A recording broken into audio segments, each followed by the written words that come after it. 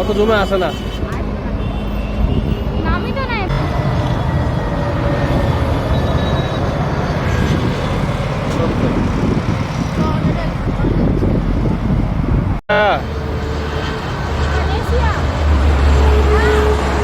Malaysia হবে।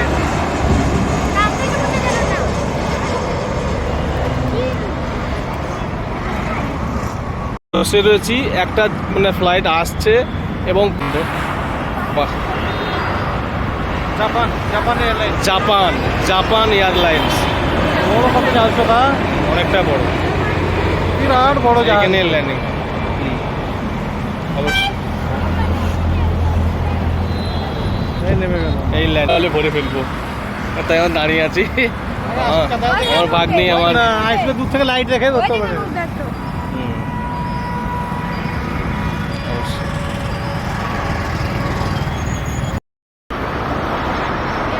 নেপাল নেপাল নেপাল লেখা আছে, নেপাল এয়ারলাইন্স।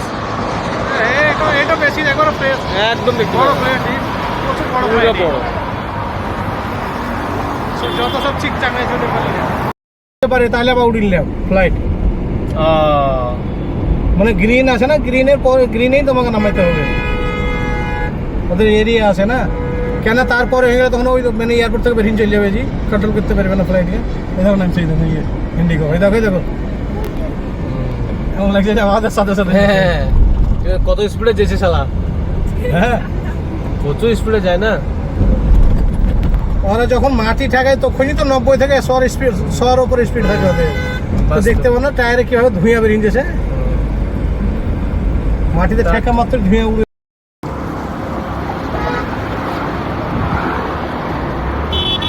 আমি চাপবো বেটি না চাপবো না?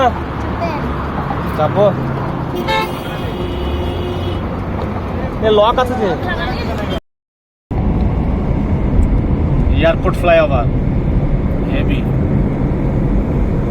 द्वारका एक्सप्रेस वे, এটা নাম হচ্ছে দ্বারকা এক্সপ্রেস वे।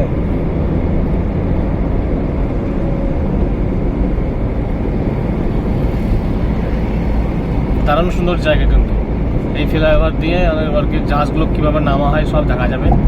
এয়ারপোর্টে ঢুকে সে ধরনের মানে দেখা যায় না, এয়ারপোর্টে ঢুকে ওই হাসপাতালের মতনই বড় বড় উঁচু উঁচু বিল্ডিংগুলো দেখতে পাওয়া যায়। গেট দিল্লি এয়ারপোর্ট কেমন, ভালো ইন্টারন্যাশনাল এয়ারপোর্ট, আল্লাহ বড়। হ্যাঁ